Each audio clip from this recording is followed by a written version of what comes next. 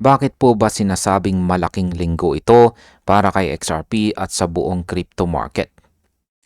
Ayan, kung ikaw po ay may hawak or holdings na XRP, malinaw po ang mensahe ng analyst na si Zach Rector.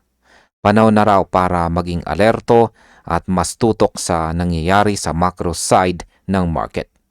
Hindi po ito simpleng hype o random na babala. May paparating po na central bank decision na kayang gumalaw sa buong financial system. Ang tinutukoy po dito ay ang desisyon ng Bank of Japan tungkol sa interest rates. Kapag gumalaw po ang ganitong klaseng institution, ramdam ito hindi lang sa stocks kundi pati sa crypto.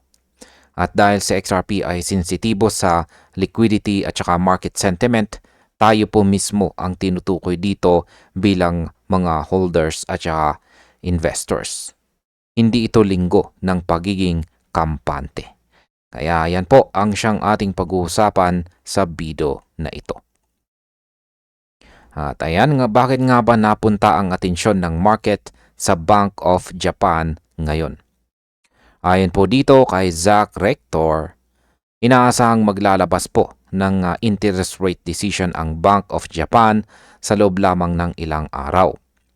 Base po sa oras ng US market, posibleng mangyari ito bandang hating gabi ng Huwebes. Ibig sabihin may limitadong oras para maghanda. Ang Japan ay matagal na kilala sa ultra-loose monetary policy. Ngunit ngayon, unti-unti na itong nagbabago. Dahil po sa tumataas na inflation, ayon po sa kanilang standards, mas nagiging agresibo ang usapan tungkol sa tightening. Kahit ano pa ang personal mong forecast, ang mismong desisyon ay isa pong major macro event. At sa crypto, ang ganitong event ay madalas nauuna ang galaw bago pa lumabas ang balita. Ngayon ay ano po ba ang ipinapakita ng history or kasaysayan kapag gumagalaw ang interest rates ng Japan? Isa po sa pinakamahalagang punto ni Zach Rector ay ang pagtingin sa historical pattern. Sa huling 3 beses na nagtaas po ng interest rate ang Bank of Japan, may malinaw na nangyari sa market.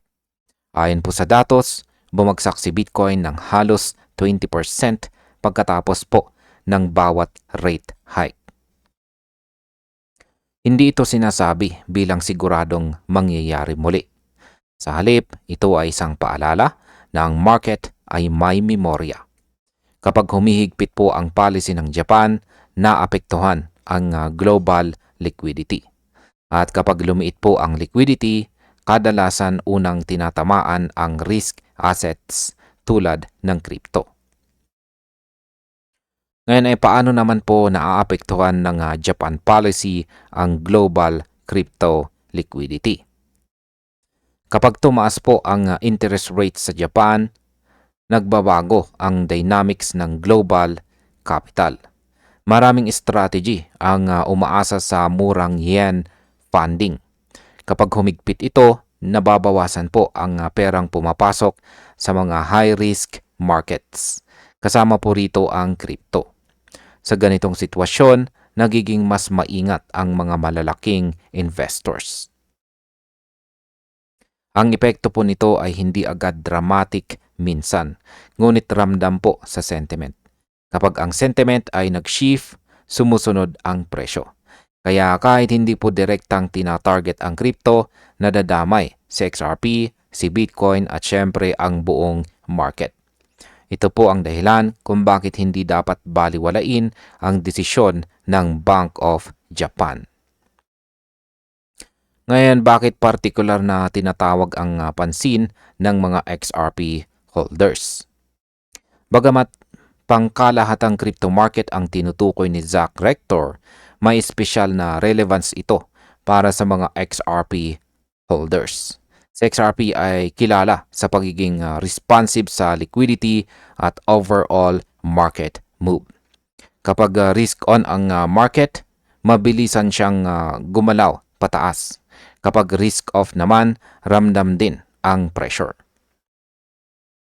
Ang babala po rito ay hindi tungkol sa day trading signal. Ito po ay tungkol sa volatility awareness.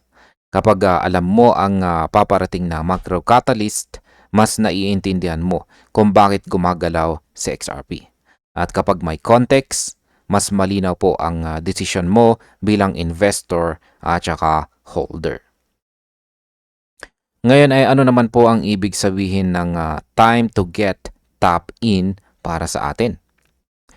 Ayan, ang linyang time to get tap in ay hindi po utos para bumili or magbenta.